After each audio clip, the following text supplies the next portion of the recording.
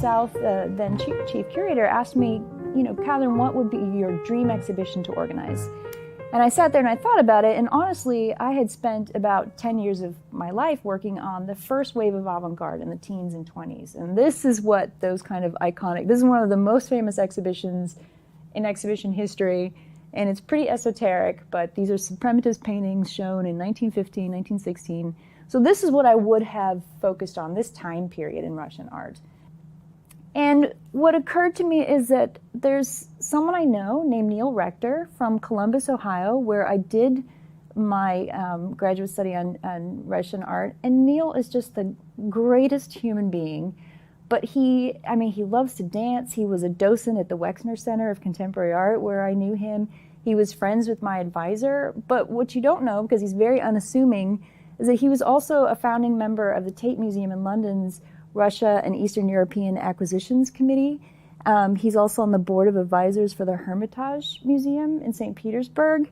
And he was president of the Contemporaries at the local Columbus Museum of Art. So he spans the gamut of, he's an international collector, but just a really nice guy and willing to contribute to his local museums. So he's the kind of person I love to work with. And he has, he as a collector is really interesting. He said, it took him 2 years to decide early on what he wanted to collect because he wanted it to really matter, and he wanted to collect work that was underserved, that not everyone else was collecting. So he has a range of branches to his collection, and we're going to pull two together for this exhibition. One is the unofficial artists of the Soviet Union, mostly from the 60s to the 90s. I'm cutting off his collection in the 90s. Really, I'm trying to get it as close to the fall of the Soviet Union as I can. And also Soviet photography. And so we're going to mesh those together into the ironic curtain. And so these are coming from one private collector. And he lives in Columbus, Ohio.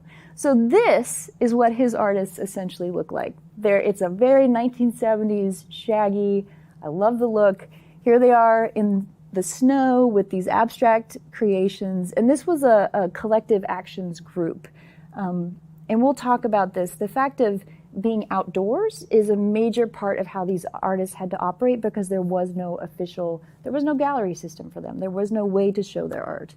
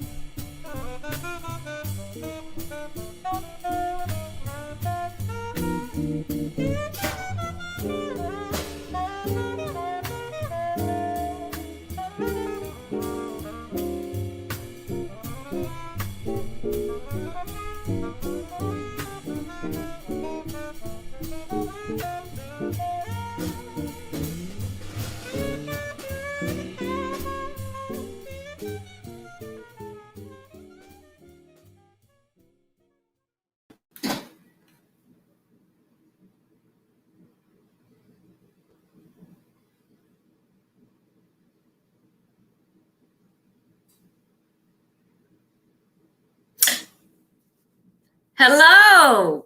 Welcome to a wonderful opportunity for you to talk to an amazing person and collector that I am so pleased to be associated with at the Columbia Museum of Art. I'm Della Watkins, Executive Director, and have been in Columbia a few years and are so happy to have a steady stream of stellar exhibitions and artists and talks and collectors for you to meet and for you to visit and enjoy. The museum is open, and we have a rock star in the house tonight to tell you about a collection currently on view, the work of MC Escher. I'd like to introduce you to my friend and guest and collector, Paul Firos. Hello. Hello, Paul. Well, many people have asked me, Paul, how in the world did the Columbia Museum of Art get so many Eschers in one place? How did we do it during the pandemic? And just how did it become possible? So we need to start out talking just a little bit about how you and I met. And then I know they want to know all about you as a collector. So I have lots of questions for you today. So back when I was out in a museum in Roanoke, Virginia, Pan Arts, which is Paul's, I guess, what is your parent? What would you call the vehicle that the Pan Art Connections? Is that your distribution? Tell us about that first. Pan Art Connection, I'm a partner with Nicholas Conduprias, and we decided to, in order to help our museum, to help it financially by lending our collections. and the proceeds would go to help fund our museum. And this evolved quite a bit, and now we represent many other collections, not only ours.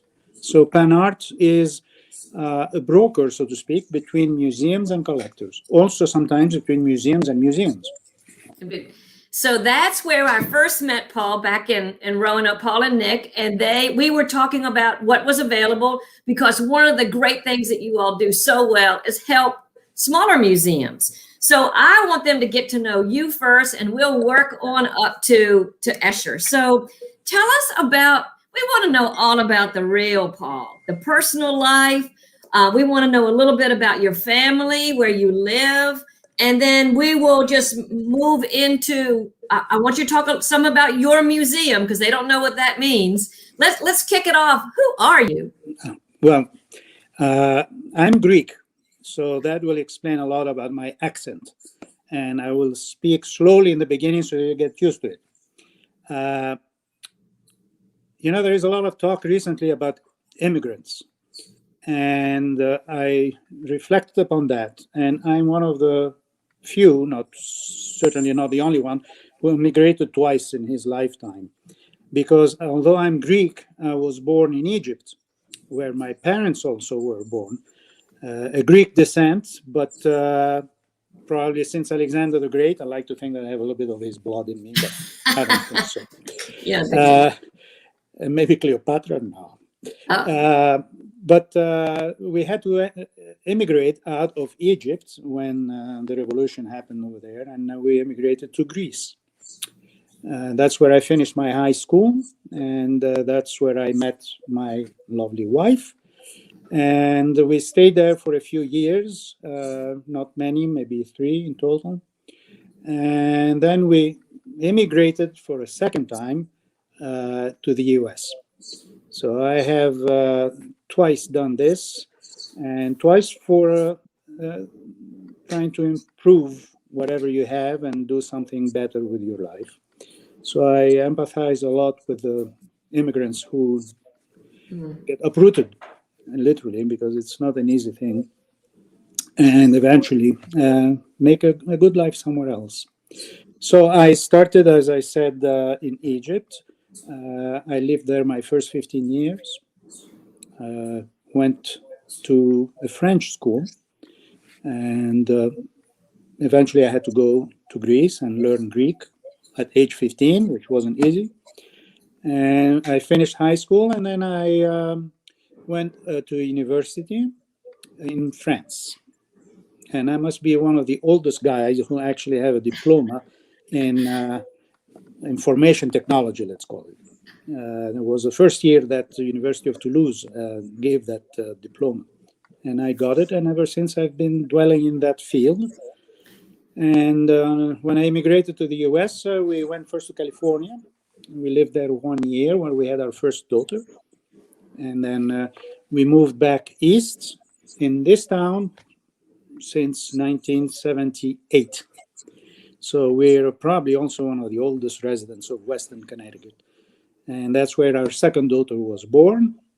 And then I worked on my company, and it took many years to finally achieve something.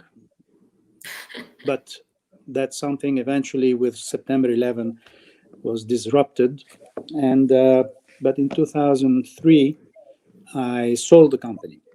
And by then I had, with my wife, we had become collectors over the years, and we had accumulated some art, Escher and Lautrec, Vasarely, etc. And then we decided that maybe it was time for us to return to Greece, not permanently, but to return in the form of bringing something for Greece, since it had joined the euro and things were looking good, if we only knew what was to happen. And we founded this museum. And actually, our first exhibition was an Escher exhibition. Most of what you have, plus you have much more, because obviously since then we had accumulated more works. And that museum operated very well until the financial crisis. And since 2009, when things really didn't go well at all, with Nicholas, we decided that he was then the director of my museum. And we decided that he would be more useful if we were to do this pan art business and generate income that way. So everything's intertwined in life, and it turned out for the best, except for the poor museum that isn't doing very well because of the financial crisis, and now with COVID, we've been closed down for a year and a half because in Greece we have very strict lockdown rules. So hopefully now in May we will open again, and our museum has transformed from being a art museum to, it was a revelation, frankly, because we got in touch with the Association for the Study of Ancient Greek Technology. And we were fascinated by this. And we signed a long-term contract with the researchers. And now our museum exhibits their findings, and because before they didn't have an outlet for that. So we are now a museum of ancient Greek and Byzantine technology. And can I cut away and show everyone the front of your museum? Sure, yeah, please. So tell us where it's located, and if we ever go to Greece, how do we get there? You can't miss it. It's at the foot of the Acropolis. This street that you see here, which is a pedestrian street, when you look at it towards the right, you see the Acropolis. And it's what we call a neoclassical building style. This is in the mid-1800s, they built a lot of this kind of buildings. They're not traditional Greek, by the way. They're probably more German. But they're very common in Athens. And common, maybe not so much anymore, because unfortunately, a lot of them were demolished before a law was passed to make them historic buildings. So our museum has this building and another building, which we call the Annex. It's not a large place, but we maximize every inch of it, or centimeter, I should say. And real estate is important in museums. Yes. And I think we have a picture of your current museum director. Is that? Yeah. Let me flash that up and tell us who's in this photo. Hold on. We're going back. There we go. Okay. On the left is the new director, Mrs. Eleni Nomikou. She's the one who started our education program. We have a very, very strong education program. And she's the one who started it, and eventually she became the director. When Nicholas left, she came in. The second lovely woman, who is that? Oh, it's my wife. Belinda, yes. And then I don't know who this handsome guy is next. And to the right is a friend of our director. So this was at the opening in the Annex, not in that building, in another building, the other building that I mentioned. So we're a small team, but we're very effective. Everybody thinks that we are in the dozens of employees, but everybody was trained, including us. We're not employee of the museum, but everybody wears a lot of hats, and it's surprising how people behave on the different hats. They're very efficient, so they all understand the survival mode we're in, and everybody pitches in any which way they can. And that's why after 10 years of financial ordeal, because Greece was on the brink for 10 years, everybody pitched in and everybody did whatever they had to do to stay and continue. And now we're hoping. Then COVID came, and really that was and it has set back the world. You're right. Yes. So, but we have donors, so that's a good thing. Anybody who wants, I'm inviting all your guests today to come to our museum, but they will have to pay. Well,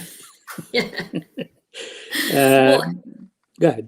so tell me about how long do you spend in the United States each year and how long in Greece? What is your balance? Roughly 6 months.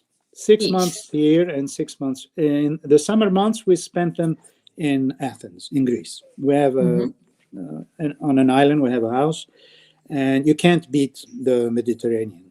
The Long Island sound just doesn't cut it. And the winters, everybody says, but in winter you're in the U.S. Yeah, but in winter we have our daughters and our grandchildren and the holidays.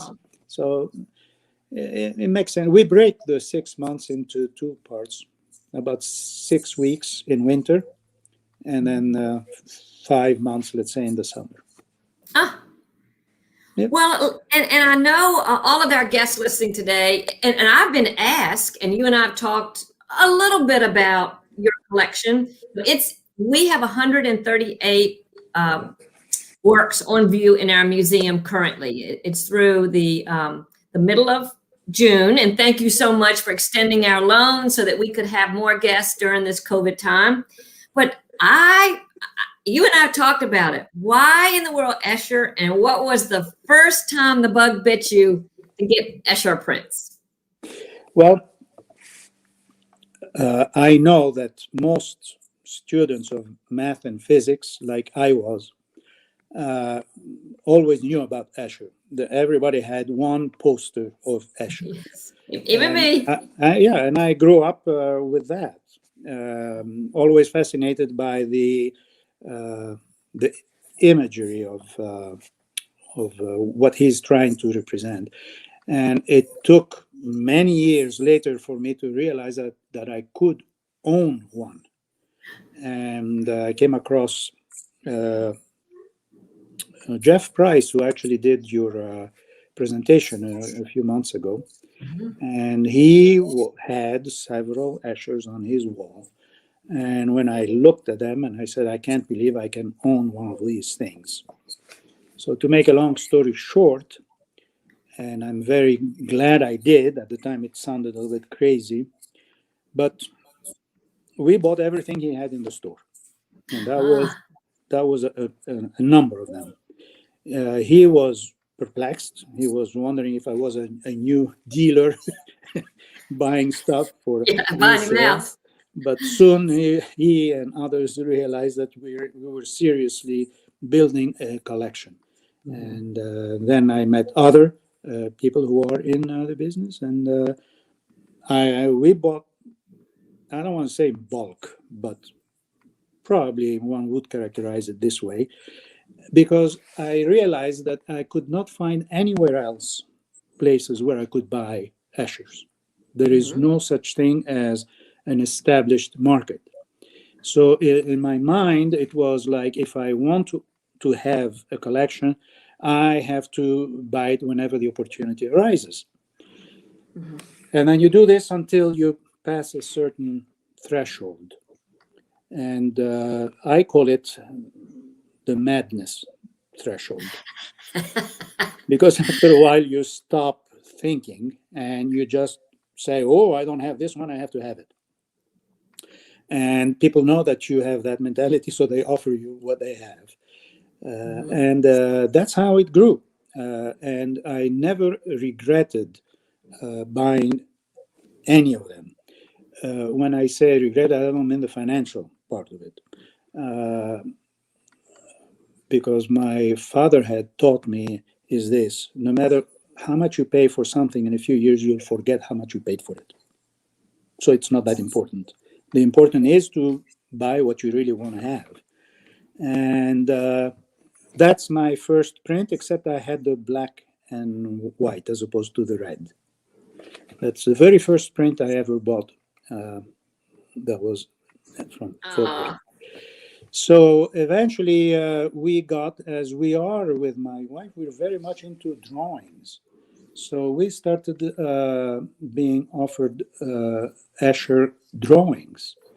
And we accumulated a big number of them. And many of them are related to prints, but also some are not related to prints. That is, he drew but never made a print out of it. And Escher was a printmaker. Okay, so if anybody tries to sell you an oil, you know what to do.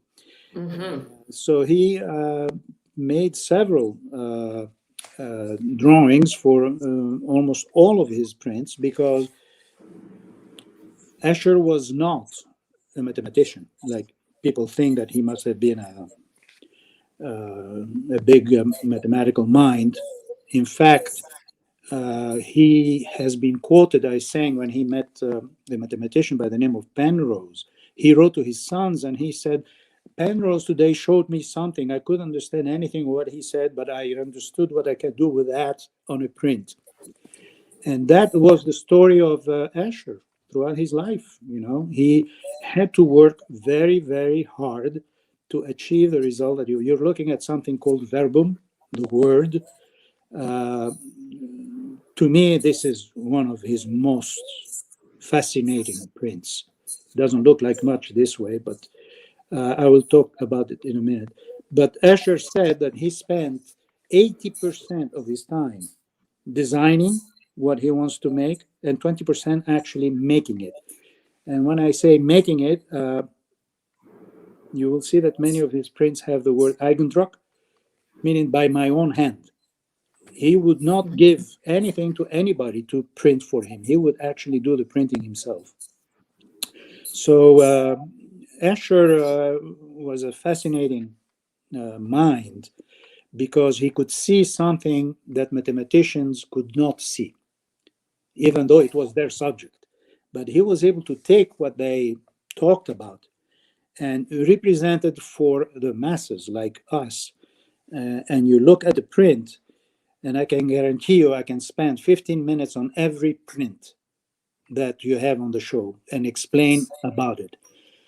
I would put aside something that few people know, and that is that there are two distinct periods or styles, if you want to call it, but they also coincide chronologically with Escher works. There is the Italian period and the Escher that we all know. Italian period means landscapes, nothing else. Landscapes and maybe some other, not even nature morte, but something similar. And then when he left Italy, because he was in Italy at the time, he returned first to Switzerland before going to Holland, and then he embarked on something that had bothered him for 30 years when he visited Alhambra, and he saw these interconnected images, and that sparked his mind into doing what he became very well known for, and that is tessellations. So his work of tessellation, meaning that you take a flat surface and you put the same image, but that was one of his ideas, and he wrote a book about it. The second is metamorphosis, very nice Greek word, by the way, which means that I take something and I change it into something else. And the third thing that he did was the impossible building. That's when he was introduced to Penrose, and his mind went and he built these images of impossible things. What we're looking at is verbum, and you can't see very well the detail unless we have an enlargement, but yeah, that's good. You will see on the top left, you can see birds, and these birds, as you go clockwise and you go down, they become frogs, and then they become birds, fish, and then frogs, and you see like a changing circle from birds to frogs and back to bird. And then at the same time, you go from the outside, let's say from the birds, and you go towards the center, and you can see that these birds change and become triangles. So he achieved in this work two things, a metamorphosis and a tessellation concurrently. And he did that in a hexagon, which adds a certain difficulty to the whole image. So this is the kind of thing that one can talk about for a long time and explain how these birds transform into fishes and the fishes into frogs, etc. and reptiles and so on and so forth. And that is arduous work for him. It was not easy. We have drawings here, iteration of the same thing until he finally gets the right proportions so that they will fit and they will work for him. Yeah, So, and that exact fit. yeah, Well, that is the finest example, in my opinion, of metamorphosis and tessellation combined together. it is amazing because, you know, you and I have talked about his keen sense of detail, how that was so very important. In the next slide, we've zoomed in on just a little corner. So this is an 8.5 by 11 sheet. You only see a small corner of it. Okay, maybe that's what, 2 inches? Yes. If you look very closely, you will see small lines. Now, this is a woodcut. What a woodcut is you start with a flat piece of wood and you remove what you don't like. And what's left is the image. And then you ink it and you print. And what is missing is white, and what is left is actually the wood itself that stayed on. Look at the carapace of the beetle. You see how it looks shiny? And this is strictly because he was able to prick the wood in such a proportion so that as it centers towards the white, it gives the impression that it's shiny. At the same time, you look down and you see these vertical lines and horizontal lines. This is how he creates the shade of things. And by the way, you see on the bottom, it says Eigendruck, meaning by my own hand. Because not only he carved the wood, but he also printed the print itself. So this is the amount of detail that Escher would put in his prints. And all this to represent dung beetle. Not exactly a topic you would want to have hanging on your walls. And even more so, not a topic that you want to spend money on, maybe. But when you appreciate the detail of the work that he has done, then you look at the image in a very different way. And do we have a larger image of that? I don't remember if you have it. But just to give an idea, it doesn't matter. Just give an idea. I think that just gives us an idea. Well, let's go back to that signature. If I were in an antique store and I saw an Escher print, yes, is that printed on, or is that those words added after the print? No, those are added. Those are added by his own hand. And I would caution anybody. Okay, here we go. We see a little bit more of the image. I would caution anybody to buy anything that has not been, so to speak, approved or guaranteed by a real collector, because when we got into collecting Escher, the prices were still affordable. Even though at the time it looked very expensive. Yes, yes. But compared to what they are today, the prices are considerably higher. And what will happen is this usually triggers nefarious activities. And it's not uncommon, not very common, but certainly not uncommon to see people take photographs of a real print and then print it and pretend it is. So the signature has a lot to do with it. You have to recognize the signature. You have to recognize the paper that has been used. And most importantly, you have to have a really nice magnifying glass. And then if you see pixelation, then you know that it's a fake. So I did not come across many. I've been warned not to buy certain ones, and I obviously stayed away from. Because when you have a large collection, here is the problem. All it takes is to have one fake in it, and your entire collection now is questionable. Questionable, right? Because they say if he bought one, he probably bought more.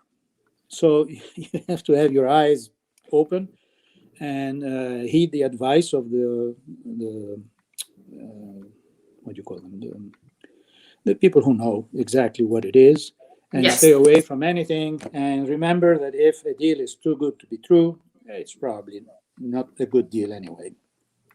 So, Paul, do you constantly search for upgrading your collection? Say, if you have something in an edition with a particular number, are you looking for the first of the edition? I mean, are you upgrading There are all the some time? people who pay attention to that detail. I personally don't. I will give you a Okay. very, very good example. We own, we have a collection of Vasarellis. Those are serigraphs, and he would print like 200 of them. Yeah. And the way they would be numbered is they would have the stack, they would give him one, and he would sign it, and then this is the way it would go out. But guess what? The stack had the last slip printed on top. Oh, But it's the one that would get the number one. So buying the number one of a series really doesn't guarantee you anything. oh, It's okay. only a number on a piece of paper. So I'm not going to pay anything more for something that has a smaller number. It has to be a very well-known edition, and to know that, for example, when his mezzotints, he only did like 20 Escher. In general, he did very few of each, okay, except for the very well-known images where he did 100 maybe or more. All his other editions are like 20. So 1 or 20, it really doesn't make any difference. Okay. That, So- people have asked me that in the gallery because, you see all kind of numbers. Yeah, some people pay attention to that. Okay. I don't know if the collection would be worth more if all of them had number one on them. Frankly, I don't. As a collector, I wouldn't pay twice because he has number one. I mean, that's. Oh, okay. That's good. Well, something that everybody is so familiar with, other than the tessellations, are these impossible constructions. Yes. And how did he do it? And is it mathematical? Is it perception? How did he manipulate it? So tell us about the illusion. I mean, he's a master illusionist. How does he do it? Yes. Yeah. Well, the concept is very simple. Here we see up and low, or high and low, or up and down. Sometimes the titles are a little bit strange. What he had is an understanding of how to look at something and represent it differently. Okay, so here we see a small child looking up.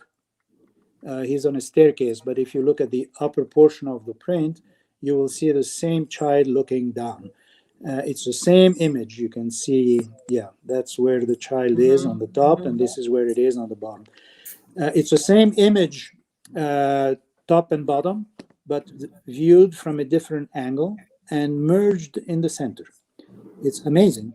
What we do here see is his interpretation of something that a mathematician would explain to him. And he would imagine blending these ideas together to create his image. So he did several impossible buildings. That's one impossible building, but he did many other impossible buildings. I think in total he did 8, and then he exhausted the possibilities. I'm sure if he saw one more, he would do one more. The thing is that to create an image, you have to study the concept and then imagine in your mind how you will represent this concept. So to get to that image that we just saw a minute ago is a lot of work, thinking work. How am I going to show this peculiar thing?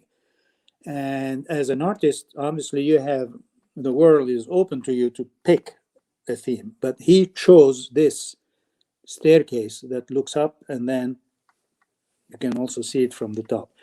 So I give Escher a lot of credit for finding the good subject to represent what he wanted to represent. There is another one of his impossible buildings called the Belvedere, I think. There is all of them have this peculiar thing that they look real, but if you look closely, there is something that doesn't jive. And like a ladder that starts outside and finishes inside, or vice versa, started inside and ends up outside, rather. And you look at the image, and I challenge, you to sit in front of that image and see the people who walk by and don't read the caption. And they will just look at it as an image and move on, because they cannot see the impossibility. Because one thing is to do something impossible, like a square moon, and then people look at it, it's a square moon.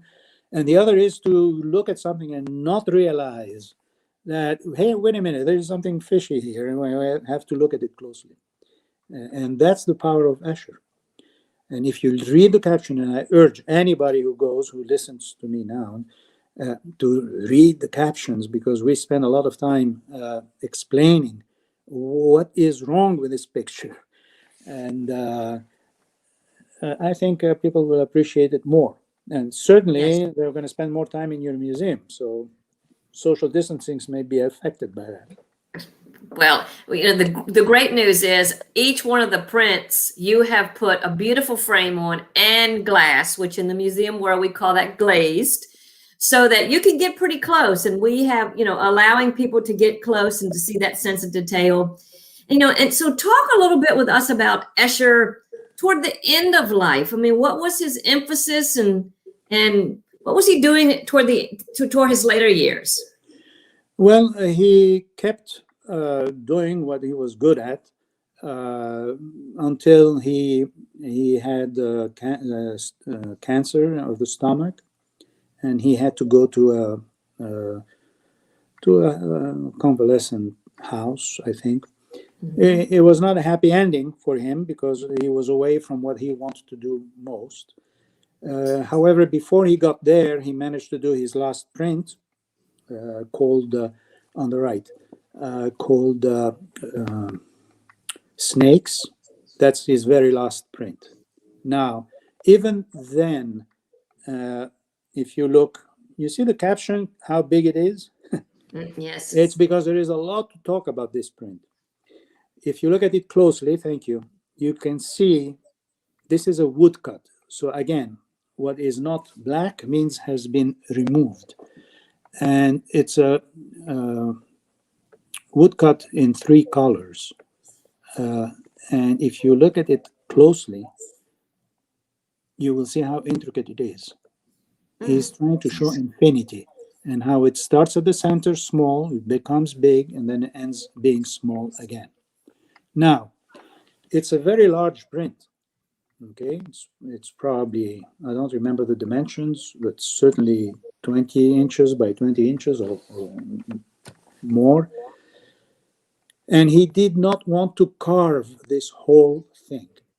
So what he did is he carved 1/3 of it and then printed it by printing it 3 times. And because it's 3 colors, he had to do 3 wood blocks.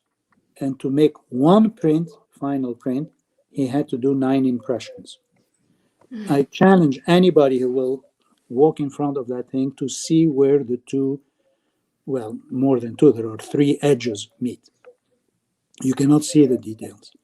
They're so well done that it looks like one image, even though it's 3 images put together.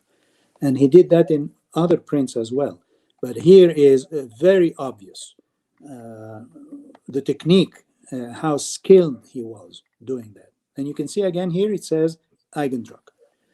There is actually a photo of him hanging these freshly printed things in his studio. He wouldn't trust anybody to do that, and with reason, because to make these 3/3 fit exactly, it requires a lot of attention to detail. But that's where he thrived. That's what Escher is all about, is looking at detail and making sure that it's okay.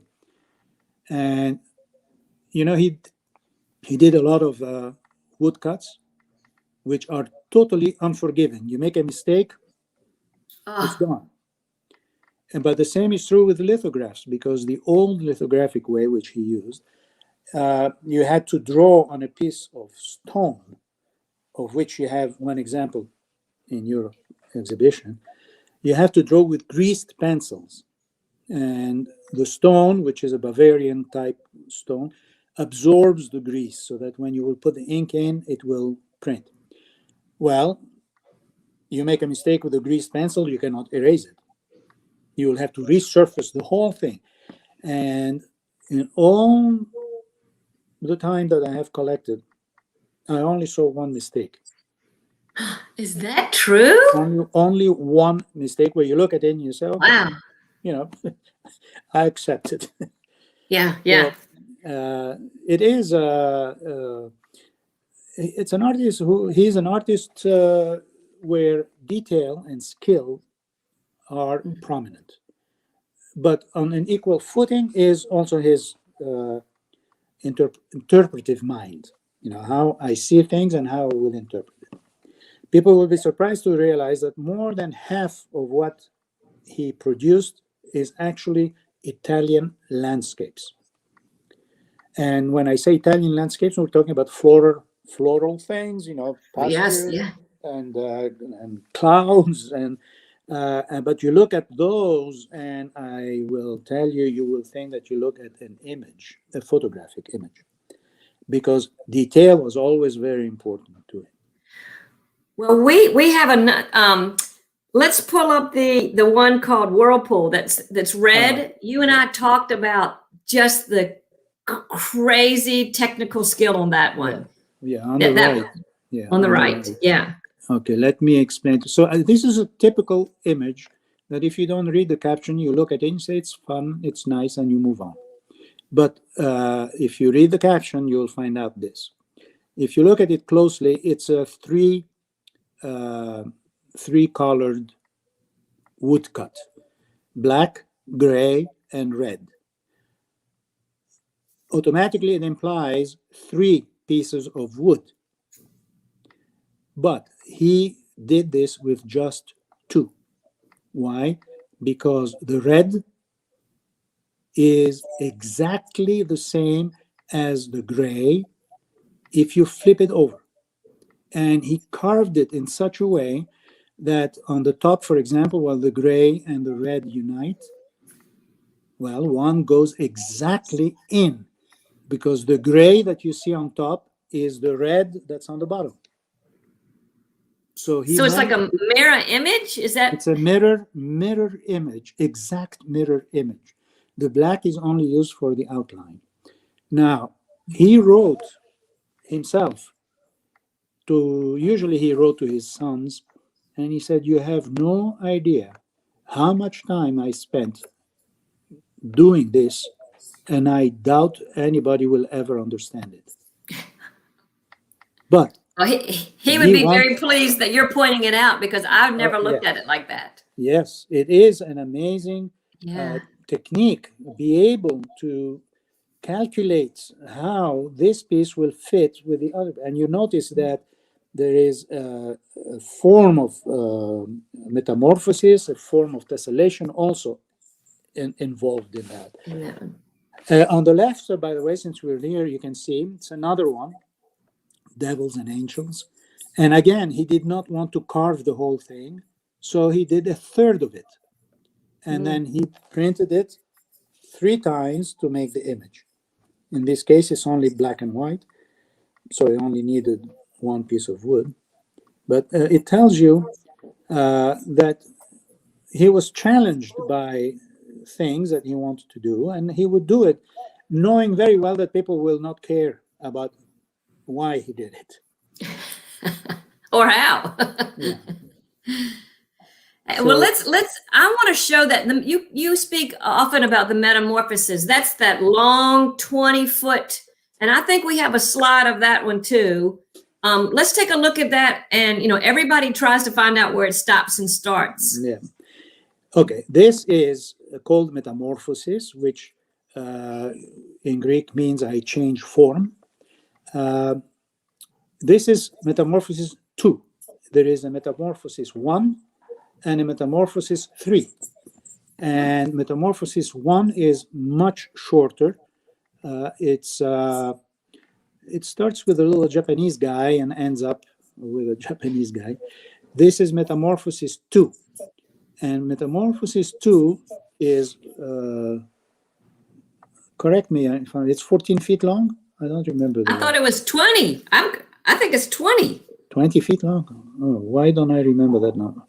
Anyway, you can see on the left, it starts on the left as a gray thing, and then it becomes a checkerboard. The checkerboard becomes birds, and then it becomes frogs, and then becomes his favorite Italian city. And then it becomes slowly, the sea becomes again a checkerboard, and then it ends with a checker, and then it ends with. In other words, you can take this band and make a cylinder, and you can keep walking around it, and you will never have a beginning or an end to it. And that is a combination of tessellation, because when you look at the birds section or the fish section, you will see how it starts with something that is not a bird, becomes a bird, and then ends with something that's not a bird. It becomes a fish. So you see his desire to. This is, by the way, is a series of 14 sheets of paper glued together. There's no paper long enough for that. Yeah. And then just to prove, I don't know what, because I think he had already proven quite a bit. He wanted to prove that you can take this, insert a whole section, and turn it into a metamorphosis 3. So he went in the middle, added a number of sheets of paper, and expanded this whole image to be. There are very, very few samples of metamorphosis 3 around. But this is already at that size. The frame alone is a pain in the neck to not only to make, but also to carry. We have to special crate for it. Yes, very special. Well, Paul, so you're saying there are 3 of these only, or has he made? No, there is. No. They're named Metamorphosis 1, okay. Metamorphosis 2, and Metamorphosis 3. The Metamorphosis 1 and Metamorphosis 3 are. I never came across them, frankly. Okay. Metamorphosis 2 is a little bit more common, believe it or not. Maybe because he did more of them. I don't know the edition, but his editions were like so limited. Maybe 12, of them. Yes. So it's very, very rare to find one also in good condition. That's the thing. You have to have paper that has not yellowed. You have to have paper that is not foxed or stuff like that. So you have to worry about this if you have a museum quality collection, so to speak. You need to be, you have to pass a few things now and then because they're too distracting if they have damage or. Yes. Well, I do want to comment. I know the guests that are listening with you and I today are very frustrated because we cannot show a complete picture and we cannot do all the detail work and take all the photographs that we want to show this. And that is because we are honoring copyright law. We cannot show you today, a close up, and we're not allowed to photograph it. So what we've given you a suggestion so that when you come to the museum and see it in person, a good reason. You and that is not. I would love to have those photographs up close for you all today, in case you were not able to get to the museum and to help our conversation. But that's the reason, so that we do not. In every way, we honor our copyright restrictions. So that's one of the things. Well, Paul, I want to make sure we leave time for questions, and we are going to do that. So we are open for questions. So I think you type them in. We have Wilson Bain, who is an educator at the museum today, working behind the scenes, and he is taking questions. So if you have something that you would like to ask Paul, you can type it in the chat, and let's get him queued up. Ask the hard ones. And Wilson, let me help you if you Sorry need. about that. I want to make sure my alarm clock doesn't go on. Oh, okay. Okay. I'm ready. All right. So we don't have any questions yet. Well, so I guess they're thinking, there's a lot. So if somebody said to you, what do you have in your house? What's in your house today in Connecticut? You have any Eschers around? Very few, because you have everything. Thank you. I will show you. Where did I put it? No, I put it back. I have maybe 3 or 4. I have a few drawings, but out of context, a drawing isn't very appealing. What I have coincidentally today is a lot of Lautrecs, because we have a very large Toulouse-Lautrec collection, and about 30 of them came back from framing. So today we have a lot of Lautrecs. Oh. Yeah, the mezzotint. It's in the back room. Yeah. Thank you. So it so happens that we have a sneak. You can see the frame. Oh gosh. And the walls. You mean yeah. Yeah. So we're in the process of changing our wall. We do that quite often, and you don't want to see the holes behind the pictures because we keep changing. So you got to put a lot up. Yeah, got to put a lot up. Yeah, and so these days we're immersed in Lautrecs. And Lautrecs. And we have yeah. And on your Escher, everyone would love to ask you what your favorite one is. Do you have one that you have just a story around your most favorite, either acquisition or a story around an Escher that you love? The one that I mentioned, Verbum, is the one that I appreciate most as a representative of Escher work. The very first one I bought, which I showed you, it was red and white, although the one I bought was black and white. The Horseman, yes. The Horseman has a certain appeal to me. There are 6 in that series: dogs and frogs and horses, and having all 6 of them is very appealing. I think it fulfills something we have inside, this regular division of the plane, maybe, at least in my case. And when I see them, I feel like, okay, it's complete, everything that's supposed to be there is there. There are others that have more of a sentimental value. And one of them is, when you showed snakes, it was, I think, on the left, if you find it. Yeah. And that one is, yeah. Oh, it's here. A question came in. Are you reading that? 1 second. This is one important print. And this is a mezzotint. To give you an idea of the size, you see my fingers. Okay, so it's a small print.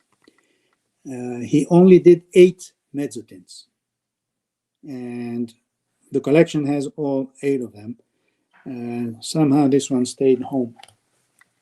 Yes. What is the question? Do you have any of the lattice models used for cubic space? Yes. I think it's at Columbia, but they opted not to show it because it's very fragile.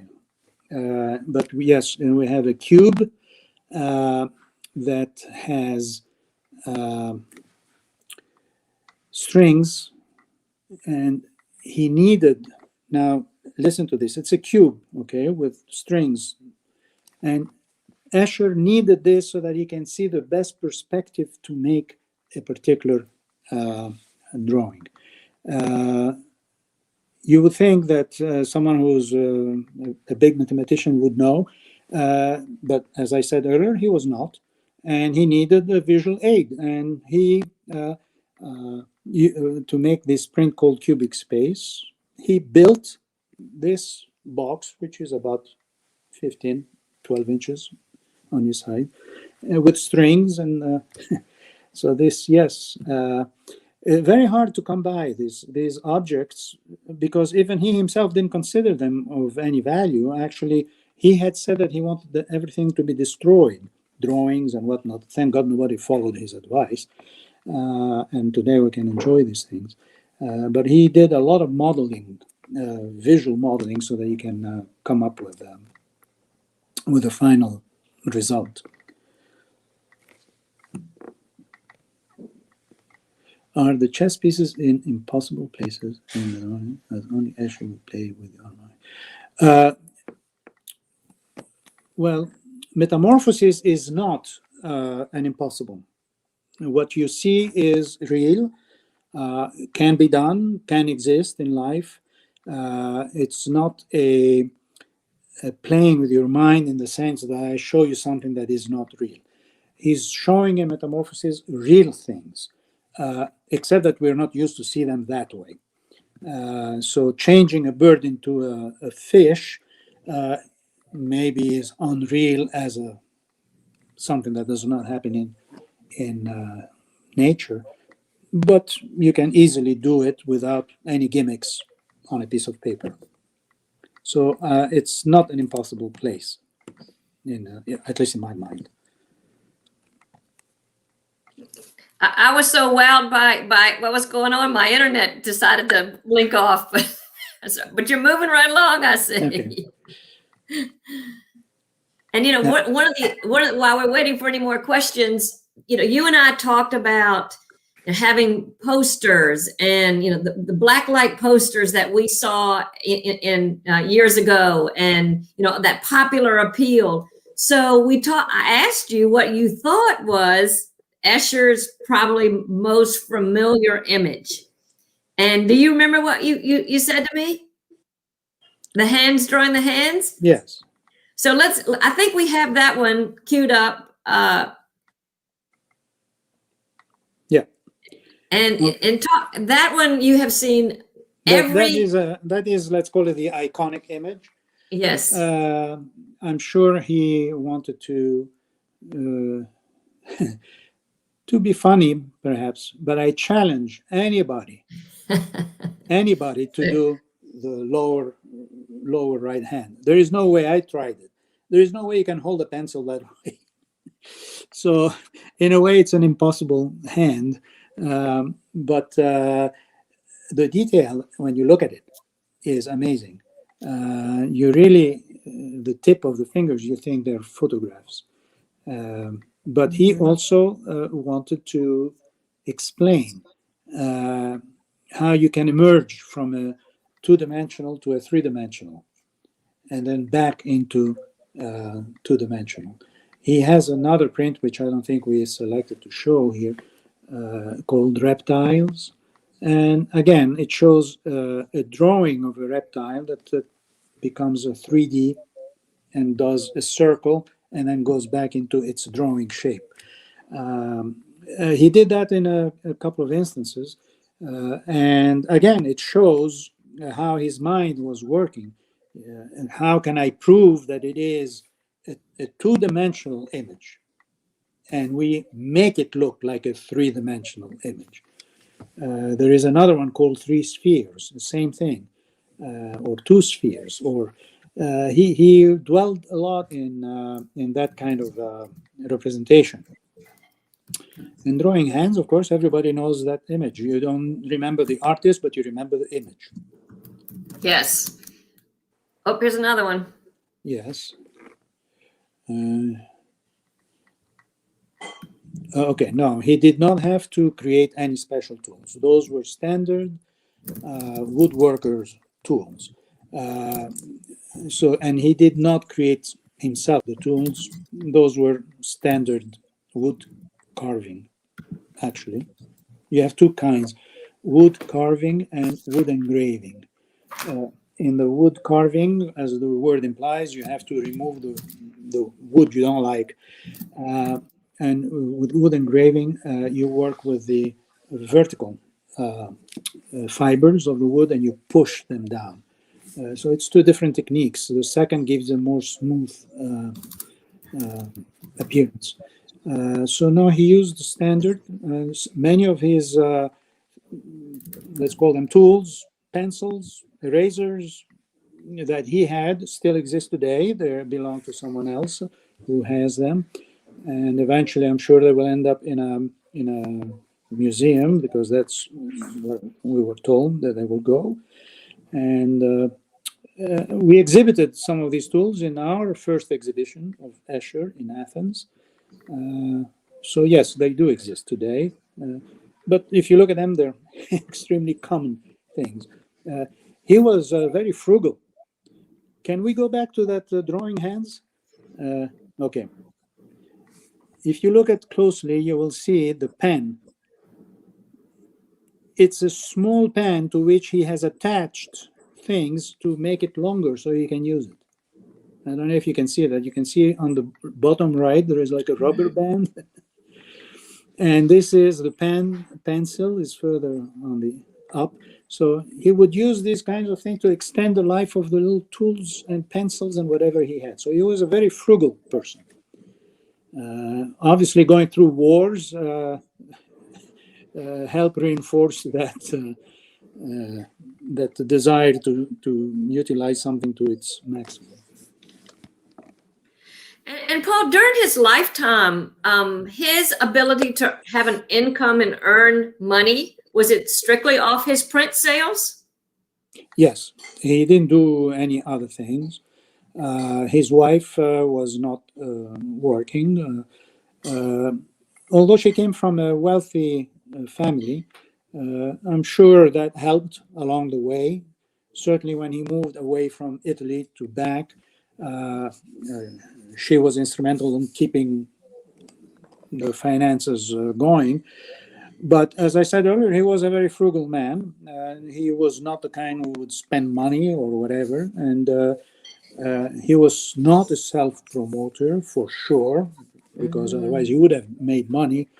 There were only a few prints that had a lot of appeal, and these were printed, I would say, in 100, 200 copies, only because people suddenly were excited about these images. But the rest of his production was like in the dozens, literally. These 8 mezzotints, he did 20 of each, or the number of that low. They're considered the best mezzotints ever made, and I only made 20 of each. So if he only knew what his prints are worth today, he would be like, wow. I did not live know. longer. But he was a very simple man. You know, he lived in a modest house. You know, he was not poor. He had his sons who did well, and but his requirements were very few and limited.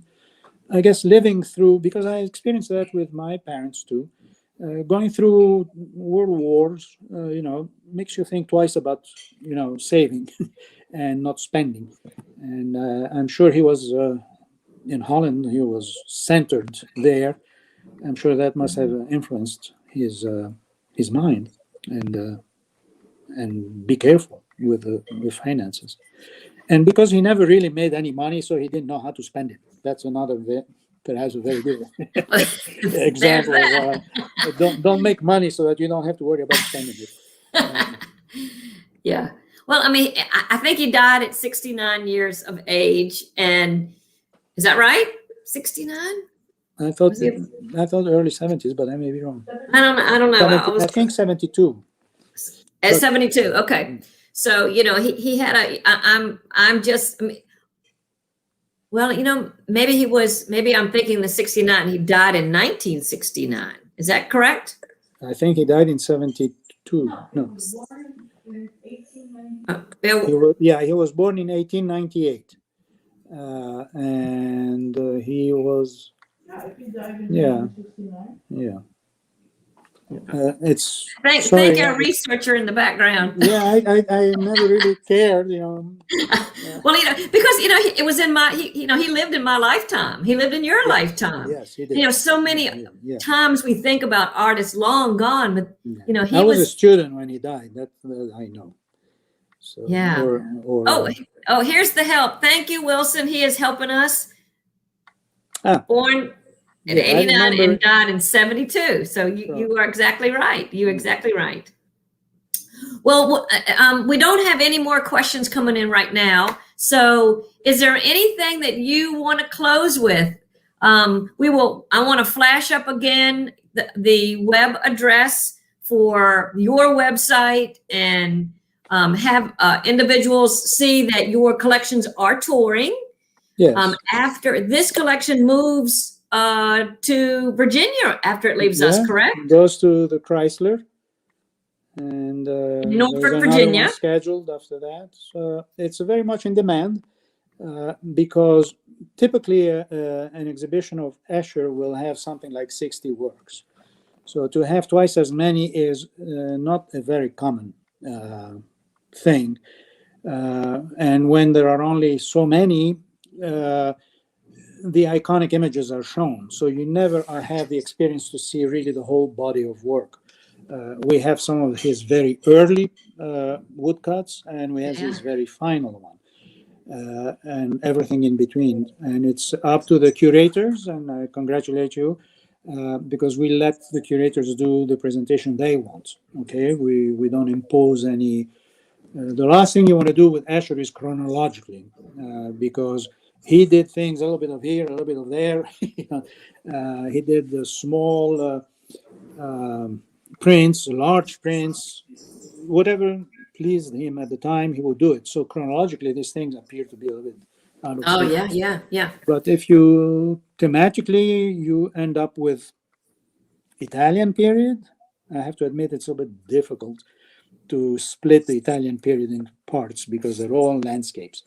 But the latter period after 1934, there are sections that can definitely be put together: tessellation, metamorphoses, impossible buildings, and stuff like that. So you asked me for to add a comment. I would say this to your future visitors and any of the past visitors who came to come back and read the captions. They're very informative. They're mostly taken from the mouth of Escher himself, because he was interviewed and he had friends who were conscious about leaving, a legacy about him, and they asked him about almost every print he made, and he made comments, and the captions include many of these comments. So I think if you want to have a very good understanding of Escher, you need to go back and read the captions. Read those labels. And, and I want to give a shout out because our head gallery exhibition designer, Mike Dwyer, he worked with that during the pandemic. So you sent me the list. And of course, there are thumbnail pictures, little tiny things. And then we started working from photographs. Well, we were working apart. So Mike Dwyer had to imagine what 6 rooms would look like, what color the walls, and when you come, I would like everyone to come because some of the walls are kind of a warm, like lavender, others are green. So it really pulls out that black and white and gray. Now the museum is open. It is open Wednesday through Sunday, 10 to 5, and first Thursdays till 8 o'clock. It is, as you saw it pop up on the screen, where we have it in Columbia all the way through June the 6th. And I want to thank you, Paul, as a lender and collector for giving Columbia, South Carolina, and my museum the opportunity to host these. We are enjoying them. I'm not going to send them back to you yet because we're really having some fun with them. and then it moves on to Chrysler in Norfolk, Virginia. And lots of people on the East Coast will have this chance, but no one as close, within a 4 or 5 hours drive from Columbia. So this is our chance. Come see me. Come see the Escher prints. And Paul, next time you're in South Carolina, come see me. I wish I was there, frankly, and do a presentation as I usually do. But with COVID, things are a little bit tighter. It is very tough. Well, thank you for taking time today. As I said, happy Easter to you and your family today. And anyone that has any questions about the show or tickets or availability or COVID precautions we're taking, please go to our website. And it's open today till 5 o'clock. So if you haven't had enough, run down to the museum today. And Paul, thank you on behalf of the Columbia Museum of Art. And thank you all as guests and patrons of Escher's work.